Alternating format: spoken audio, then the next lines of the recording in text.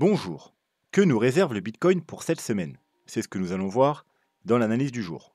Mais avant de commencer, n'oubliez pas de vous abonner, de mettre un petit pouce bleu et de laisser un commentaire. Alors comme tous les lundis, on a pas mal de petites choses à voir, du coup on va pas perdre de temps et on va se diriger directement vers la cryptomap. Alors on va commencer par la cryptomap de la semaine qui est pratiquement entièrement verte avec des hausses relativement importantes parce que c'est pratiquement partout plus de 20%. On a aussi du 50%, voire même du 100% ou 125% respectivement pour XLM et Sandbox. La cryptomap du jour, eh bien étrangement, elle est quand même relativement verte, hein. Le Bitcoin corrige, mais les altcoins y tiennent plutôt bien. Et on en a même qui performent plutôt bien sur la journée, hein, des 26%, 18, du 10, du 11, du 8, du 9, etc. etc. Alors ceci s'explique tout simplement, puisque vous savez qu'en général dans les dernières parties de bull market, c'est là où justement on a les alts qui sont censés exploser, avoir les fameuses alt season.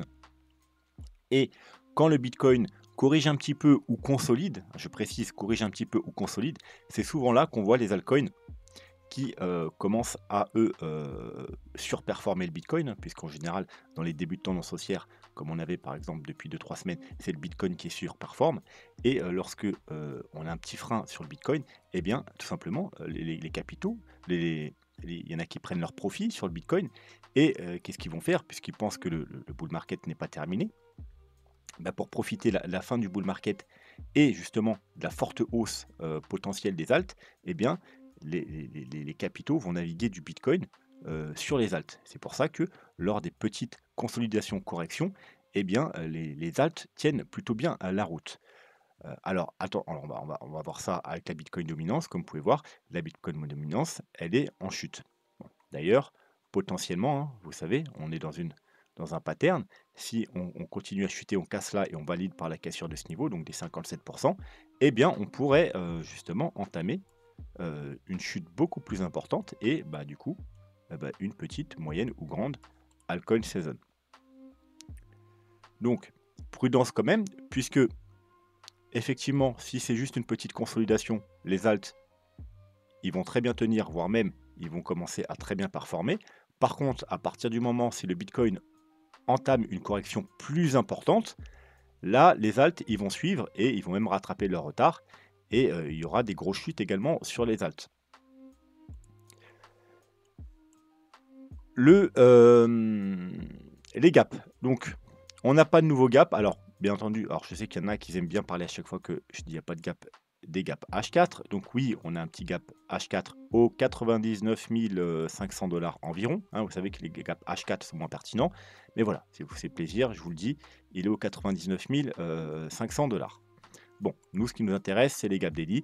Il n'y a pas de nouveau gap. Il y a toujours le fameux gap aux 77 000 $.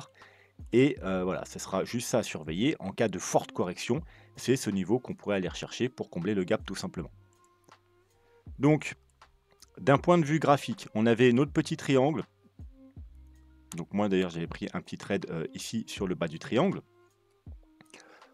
L'objectif, c'était les 98 100K. Comme je vous l'ai annoncé justement dans les dernières vidéos, hein, Bitcoin correction avant les 100K, Bitcoin attention niveau décisif, je m'attendais, si on devait avoir une correction, qu'elle se produise plus avant les 100K que aux 100K ou juste après, tout simplement parce que bah, ça me semble plus logique, puisque 100K était une target pour pas mal de monde, donc il y en a, ils vont prendre leur profit aux 100K, notamment sur le Bitcoin, pour potentiellement aussi avoir du capital pour déverser dans les altcoins. Et d'un point de vue psychologique, comme je vous l'ai déjà expliqué, je trouve plus logique de corriger avant les 100K que juste après, parce que nous, ce qu'on attend justement, c'est du 109. Alors, il y en a déjà, hein, il y a déjà des nouveaux arrivants, ça se voit beaucoup. Alors, j'ai juste à regarder tout simplement, par exemple, le nombre de nouveaux abonnés. En 2 semaines, j'ai fait autant de nouveaux abonnés que les 6 mois qui sont passés. Voilà, donc clairement, il y a déjà des gens qui sont arrivés, mais je pense que la plus grosse partie des nouveaux arrivants, eh bien, ils arriveront lorsqu'on aura cassé les 100K et lorsqu'on parlera partout du Bitcoin, parce qu'on n'est pas encore cassé, on a atteint 99 000 $, un tout petit peu plus. Donc vraiment, ce niveau psychologique, ce niveau target, ça fait plusieurs années qu'on en parle. Lorsqu'il sera cassé, on va en parler partout. Il y aura des nouveaux objectifs. Il y aura des To The Moon qui vont vous parler des 500 000 $, des 1 million de dollars, des 10 millions de dollars, que sais-je. Et c'est là que la grosse masse va arriver. Et du coup, il n'y a pas d'intérêt à corriger dès qu'ils arrivent, pour leur faire peur, hein. Le but, c'est de les accueillir, leur dire: «Venez, bienvenue, on va aller à 1 million de dollars, vous verrez, c'est rose ici, vous allez être millionnaire bientôt». Voilà, parce que c'est grâce à eux qu'on va pouvoir monter et effectivement que nous, on va pouvoir prendre nos profits, quand ce sera le moment. Parce que pour vendre, il faut bien des acheteurs. Si on veut vendre au top, il faudra que des crétins achètent au top. Enfin, des crétins, voilà, des gens qui prennent pas le temps de se former et qui, regardent juste 2-3 vidéos YouTube, heu, malheureusement, ou qui entendent leurs amis, ou la télé en parler pour dire que voilà, on va monter, to the moon, et alors que bon, ils arrivent beaucoup trop tard. Mais c'est grâce à ces gens-là que nous, on peut revendre et gagner de l'argent, nous qui avons acheté, aux 15-20 000 $. Voilà, donc c'est pour ça que je m'attendais plus à une correction avant les 100 000 $. Maintenant, reste à savoir si ça va être une correction importante ou pas. Donc, on va voir tous les niveaux qu'on pourrait aller rechercher pour cette petite correction. Alors, un premier niveau important qu'on pourrait aller rechercher, c'était bien entendu, voilà, on avait une petite figure ici de continuation, un triangle ascendant. On pourrait aller faire tout simplement un petit pullback sur la base du triangle, 93 000. Voilà. Ensuite, si on décide d'aller plus bas, on pourrait tout simplement aller chercher tous les stops qui traînent ici, hein, parce que quand vous avez une petite montée comme ça, il y a des gens qui rentrent, qui peuvent rentrer, hein. Par exemple, moi, quand je suis rentré là, j'avais un stop ici. Voilà, il y en a, ils sont rentrés là, ils peuvent mettre un stop ici. Donc, tout le long, voilà, et puis ceux qui sont rentrés à la cassure ici, ils peuvent mettre un stop ici. Donc, vous avez des stops. Donc, si on devait aller plus bas, on pourrait les nettoyer pour prendre tous ces stops, hein, notamment pour nettoyer tous les leviers, et donc aller dans la zone des 83-84K. Et puis ensuite, bien entendu, il y a notre fameuse zone, pourquoi pas, hein, si on devait avoir une correction très importante, aller combler le gap aux 77 000 $. C'est pour ça. D'ailleurs, c'est là où il y a une petite consolidation ici. C'est pour ça que j'ai mis un trait jaune, tout simplement parce que voilà, c'est pour visualiser le niveau du gap.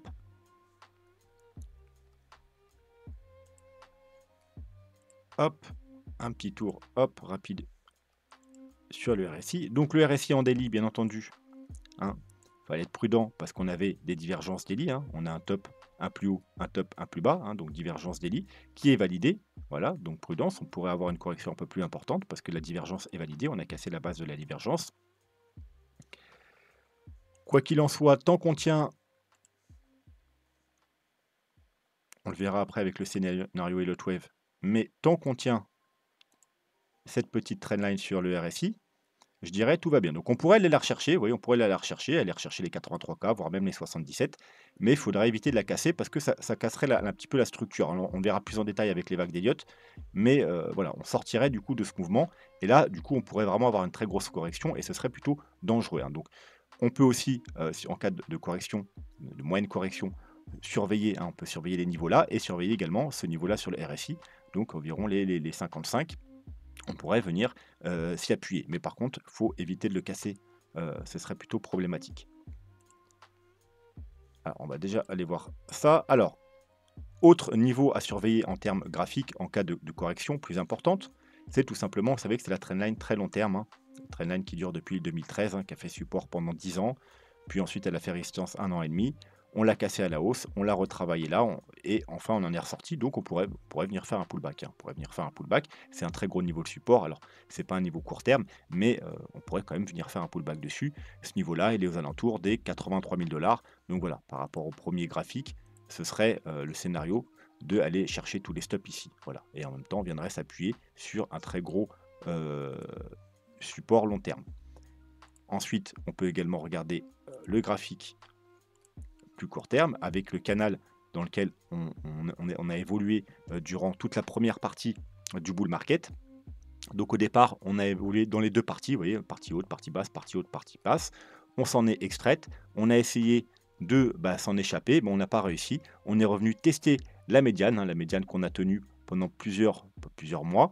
Et au final, hein, bon, on avait en même temps le petit bull flag, on s'en est extrait, on est repassé au-dessus. Donc on pourrait tout simplement, encore une fois, venir faire un petit pullback sur ce niveau, sur ce canal, il serait aux alentours des, alors ça dépend quand on y arrive, hein, mais 84 000 $. Ouais, encore une fois, on est à peu près sur les mêmes niveaux.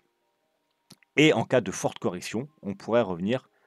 Alors, normalement, on n'est pas censé, hein, vous voyez, parce que première partie, on évolue dans tout le canal. Ensuite, à partir de là, on est dans la partie haute, on en sort, on n'arrive pas à s'extraire, donc on revient faire un dernier pullback sur la médiane et puis on en ressort. Donc techniquement, on est censé rester au-dessus maintenant. Voilà, là, voilà, c'était le premier essai. Et là, voilà, la concrétisation, normalement, on est censé rester au-dessus et se maintenir tout le long du bull market. Mais bon, en cas de forte correction, on pourrait venir rapidement tester cette zone.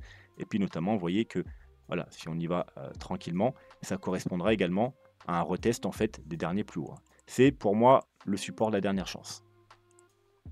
C'est ce niveau qu'on ne doit pas casser. C'était le top ici. Alors déjà, théoriquement, on n'est pas censé y revenir. Pourquoi?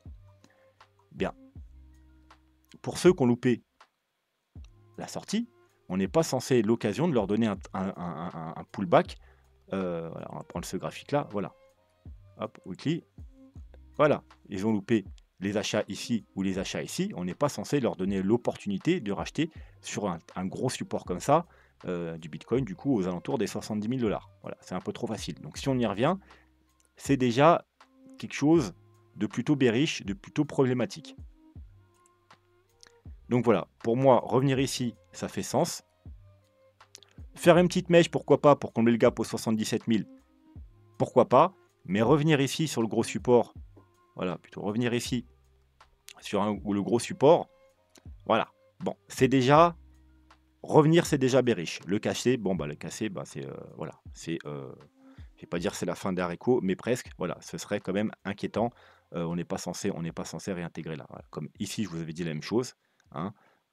Si on n'est pas censé la casser, venir ici, faire une petite mèche ou un petit fake out et réintégrer, c'est très bullish. Mais revenir ici, c'est le support 49 000 $ de la dernière chance. Si on casse, bah, si on casse, on sort du canal. Voilà, carrément. Donc là, c'est la même chose. Si on revient là, voilà, c'est totalement bearish. Donc pour ma part, voilà, c'est plus ça que je privilégierais, voir une petite mèche pour aller chercher les 77K. Mais voilà, au cas où, il y a le support de la dernière chance qui se trouve ici, mais on n'est pas censé y revenir. Donc en ce qui concerne les indicateurs, donc en weekly, on va pas faire le tour des indicateurs weekly parce que tout est extrêmement bullish, hein. Une petite bougie rouge comme ça en daily ou en weekly, ça va en aucun cas changer les indicateurs weekly. Donc en daily, vous savez que c'est pas très intéressant parce que c'est bourré de faux signaux. Ouais, là, on a un petit croisement. Alors, on n'a pas encore validé. Il faudrait, ouais, comme ici, repénétrer, recasser la zone de surachat et avec confirmation du MACD. Donc voilà, ça, si on descend un peu plus, ça va se faire, mais c'est du daily, c'est pas important. Donc ce qui nous intéresse, c'est l'intermédiaire. Le weekly, c'est des corrections très importantes. Le daily, c'est des petites corrections avec plein de faux signaux. Le 3 jours, c'est plutôt pertinent, hein, notamment par exemple, regardez, ici, on attendait la validation. On est venu en zone de surachat, de survente. On est ici, on a eu la confirmation. Ici, en 3 jours, on l'a attendu pendant très longtemps, la confirmation. On l'a eu ici, en septembre, à peu près ici, aux 60 000 $. Bon, eh bien, si on veut pas de correction importante sur le Bitcoin, eh bien, on veut pas, pareil, des confirmations baissières. Donc, on veut pas repasser en dessous, comme ici, vous voyez, ici. C'est là qu'on avait eu le signal de toute cette correction. On a eu le signal. Boum. Et on a eu toute cette correction. Bon, alors on ne veut pas repasser ici sous la zone de surachat. Et si ça se produit, on ne veut pas la confirmation sur le MACD. Bon, pour l'instant, vous voyez que les lignes sont très écartées, donc tout va bien. Pour l'instant, il n'y a rien d'inquiétant pour le moment, du moins graphiquement. On va quand même aller voir, pareil, les niveaux, hein. Alors, on va s'enlever le graphique, plus les niveaux graphiques, mais les niveaux par rapport aux indicateurs. Alors, là, on peut commencer du daily. On est déjà sur un support, vous voyez qu'on pourrait très bien s'arrêter là, hein. On est sur la Tenkan, hein. Vous regardez dans les... hop, on va regarder dans les fortes tendances haussières. Vous voyez que des fois, on tient la Tenkan, hein. Ça suffit, elle fait support.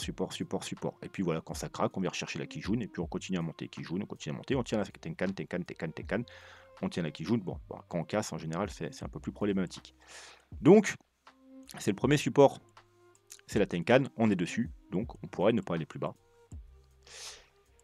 Ce qui est problématique par contre, c'est que, voilà, hein, on est monté assez vite, donc bien entendu, eh bien, il y a un gros écart. Donc si on devait casser la Tenkan, eh bien malheureusement, ensuite, la Kijun, elle est seulement en 83K. Bon, c'est pas trop grave, 83K, c'est ce qu'on a vu en début de vidéo, c'est aller rechercher juste tous les stops ici. Donc voilà, c'est rechercher le support aussi de la trendline long terme, etc., etc. Donc voilà, ce serait pas inquiétant. Bon, par contre, si on casse les 83K, là, ce serait un peu plus inquiétant. On va aller voir sur les time frames supérieurs. On a l'Antenkan qui se trouve au 83K, encore une fois. Donc voilà, c'est une target à privilégier si on doit aller plus bas. Et la Kijun qui est au 77K. Bon, bah ça tombe bien, c'est le niveau du gap. Voilà, donc 3 jours, très pertinent. Nos 83K qu'on a vu revenir plein de fois tout au long de cette vidéo. Et les 77K qui est également le deuxième niveau. Mais encore une fois, on n'est pas censé recasser ici, hein. Si on recasse ici, encore une fois, c'est problématique. Après, vous voyez qu'il n'y a plus rien jusqu'aux 60 000 $. On peut quand même jeter un coup d'œil en weekly. Et en weekly, eh bien, 79K, 74. Donc 74, rappelez-vous, c'est le niveau de la dernière chance, comme je vous disais tout à l'heure. Et effectivement, vu que c'est la Kijun Weekly, c'est le niveau de la dernière chance, puisqu'en plus, il n'y a plus rien après, encore une fois, jusqu'aux 60 000 $. Hein, on ne va pas revenir 60 000 $. Hein, si on revient ici, voilà, c'est probablement le bull run est terminé. Et ça encadre également eh bien, notre gap. Hein. Vous voyez, le gap est aux 77 000 $, il est là. Au milieu, donc on pourrait venir là, faire une petite mèche. Voilà, donc très gros support. Hein. Premier support intéressant, 83K. Et ensuite, voilà, aux alentours des 77K. Voilà, les indicateurs confirment le graphique. On aime bien quand tout va ensemble. Mais bien évidemment, comme on l'a vu, hein, on pourrait même, pourquoi pas s'arrêter là, puisqu'on est déjà sur un petit support sur notre Tenkan Daily. Donc ensuite, hop, le plan Elliott Wave, on va s'enlever pour l'instant le RSI.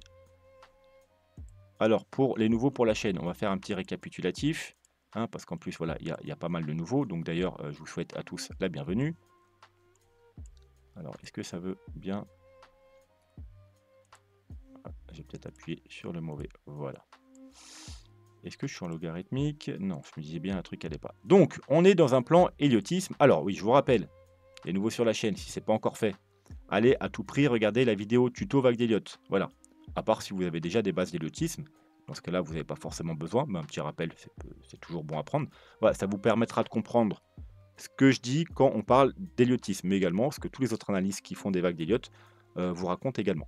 Voilà. Et puis vous pouvez aller voir les autres vidéos. Objectif du bull run, partie 1, partie 2. La fin du bull run, c'est pour quand? Là, c'est les objectifs en termes de temps. Et puis les vidéos sur les mêmes coins, la 1 et la 2 qu'on a fait, que j'ai fait ce week-end. D'ailleurs, si vous l'avez loupé, n'hésitez pas à aller la voir. Bref, et puis si vous voulez soutenir la chaîne, hein, il y a plusieurs possibilités.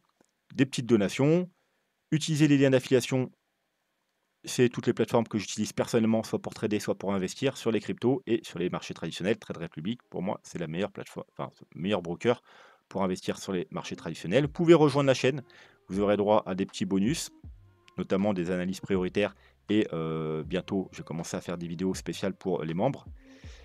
Et aussi, vous pouvez faire un petit don comme ça via le petit merci qu'il y a ici à partir de 2 €. Voilà. Mais le plus important pour soutenir la chaîne, c'est toujours la même chose, d'être abonné, de mettre un petit pouce bleu et de laisser un commentaire.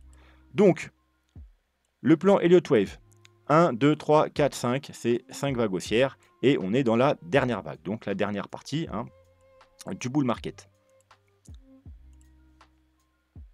Cette dernière vague, hop, va se décompter en 5 vagues et c'est notre petite vague rose qui est ici. 1, 2, 3, 4, 5. Et voilà, et là on est dans la vague 3 rose et donc pareil, on va décompter en sous-vague bleue 1, 2, 3, 4, 5 qui elles-mêmes seront décomptées, enfin vu qu'on est dans la 3 bleue, en 1, 2, 3, 4, 5 blanches. Voilà, c'est comme des petites poupées russes, des petites vagues dans des vagues, dans des vagues, dans des vagues.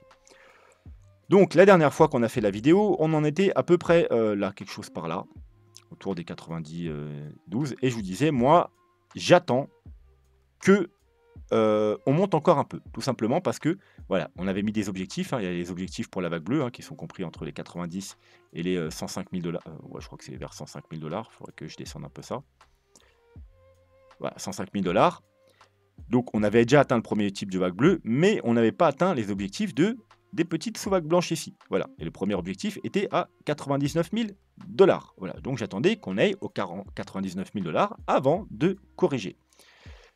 Bon, bah, on a atteint les 99 000 $. Ça tombe bien, en même temps, on a atteint les objectifs, le premier objectif intéressant de la vague 5 jaune. Alors attention, c'est le premier objectif, c'est pas celui que je privilégie moi, comme je l'ai déjà expliqué. Moi, j'attends justement qu'on casse les 100 000 pour qu'il y ait du monde qui arrive et aller rejoindre au moins les 128 000 $. Mais voilà, c'est quand même un niveau important, sous les 100 000 $, un objectif en héliotisme. D'ailleurs, je rappelle que ceux qui, comme moi, ont ouvert un trade pour jouer cette fameuse vague 5, on va revenir en weekly.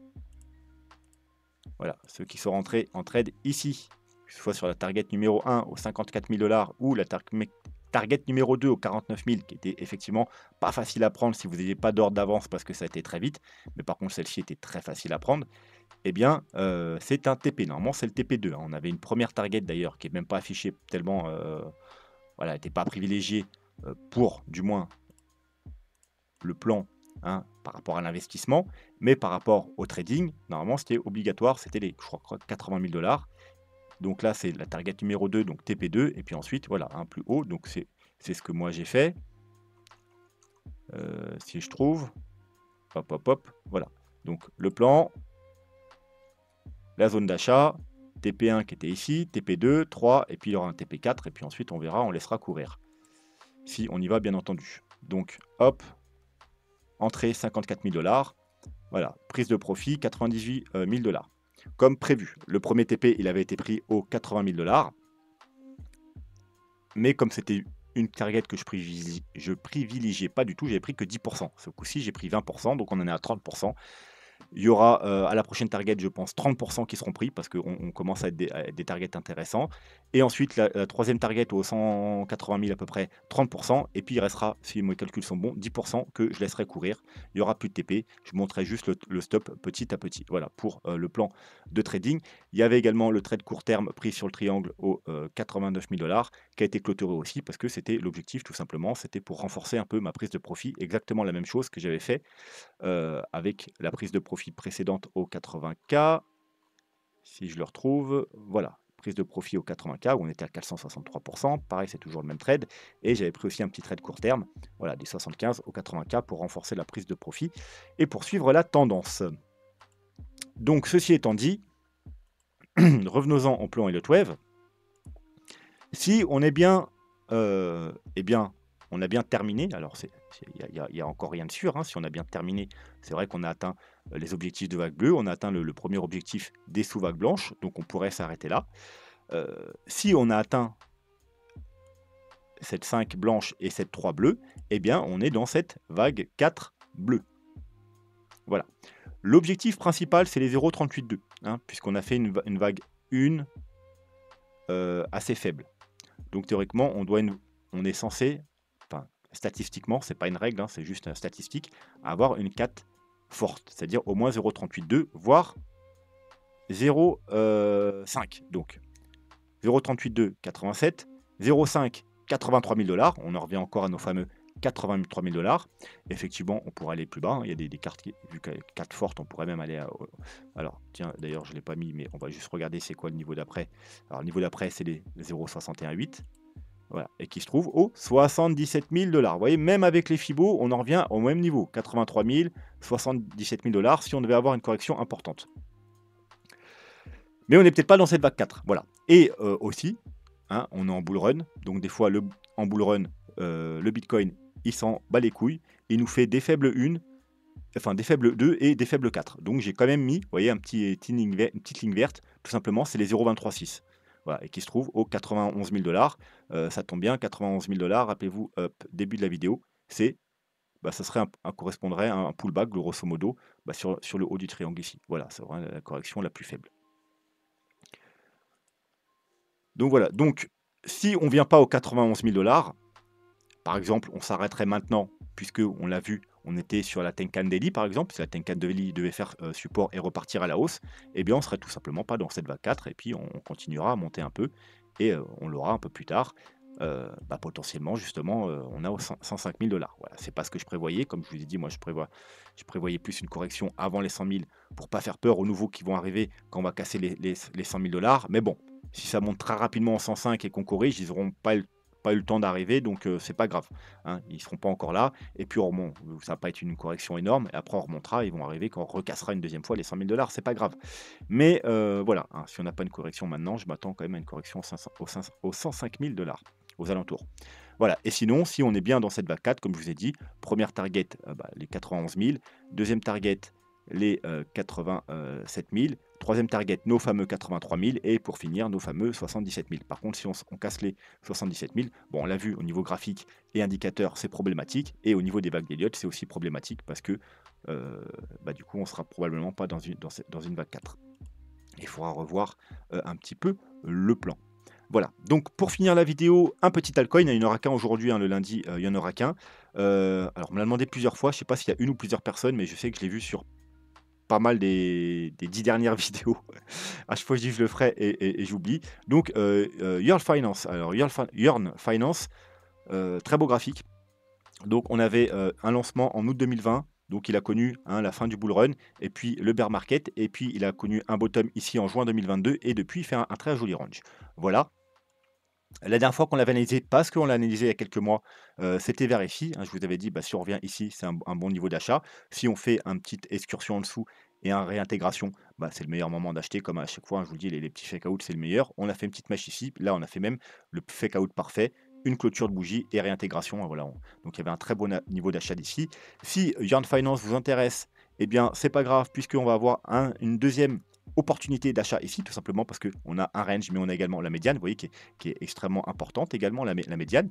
On est revenu direct, voilà, c'est ce que je vous avais dit, hein, quand on vient là, hop, en général, on va très rapidement chercher la zone supérieure, donc on y est. Et en cas de cassure, eh bien, on peut rentrer à l'achat effectivement, hein, donc en cas de cassure des 7 320 $, on peut rentrer à l'achat. On ira chercher, je pense, encore une fois, très rapidement le haut du range, et puis si on casse, eh bien, on ira potentiellement, donc déjà en plus on y reste depuis longtemps, donc c'est avec un range en général quand on traîne très longtemps, les cassures sont assez puissantes, et je pense qu'on ira assez rapidement rechercher tout simplement la zone de rechargement de short. Donc, et d'ailleurs techniquement, hein, vous êtes censé, vu qu'on ne sait pas si l'actif il est haussier, si on ira faire des plus hauts, prendre des profits dans cette zone, hein, donc aux 28 000 $ et aux 49 000 $. Bref, on n'a pas assez d'historique pour faire des prolongations de Fibonacci. Donc ce qu'on peut faire, c'est tout simplement, pour se faire des targets, si vous pensez qu'on va aller faire des plus hauts, et un nouvel ATH, bon, on peut se faire des prolongations, enfin des targets par rapport au retracement Fibonacci. Voilà, donc là, je pense qu'on est en logarithmique. Donc en logarithmique, on peut tout simplement regarder les 1,13 et les 1,23,6. Donc ce qui nous donne une target entre 144 000 et 200 000 $. Voilà, donc à favoriser quand même les 144 000. Et on peut regarder aussi tout simplement en non logarithmique. Et en non logarithmique, le Fibo le plus commun, c'est tout simplement les 161,8. Voilà. Et les 161,8, il se trouve ici, il se trouve au 153 000. Ouais, bon, pas loin du coup du Fibo 1,13, donc 144 000. Voilà, donc aux alentours des 150 000, en cas de target haussière, c'est une bonne target. Et puis voilà, en cas de la maison, il devait vraiment décoller, vous voulez une autre target, ce sera les 2,61,8, donc aux 240 000 $. On va remettre également, on va remettre les targets en non logarithmique. Puis comme ça, voilà, ça vous fera double target avec les confluences. Voilà, donc on a dit 1,23,6, non, excusez-moi, 1,13, 1,23,6. Voilà, donc là, c'est vraiment la zone de confluence entre les doubles targets. Donc voilà, ouais, on a vraiment une confluence ici.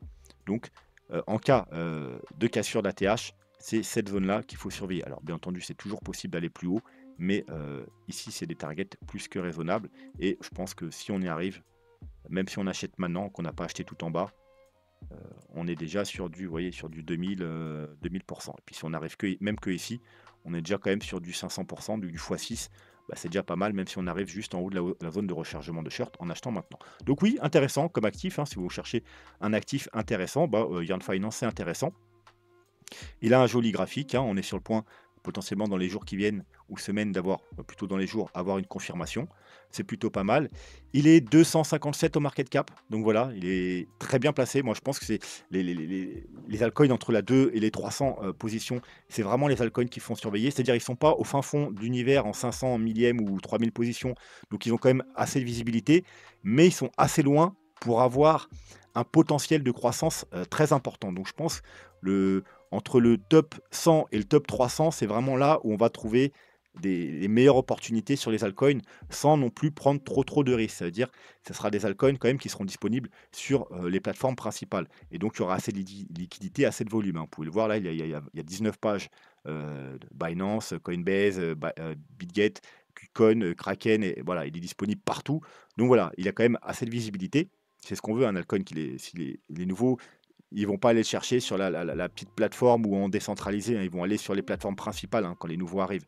Donc si vous voulez vos altcoins décollent, il faut quand même qu'ils soient suffisamment, exposés.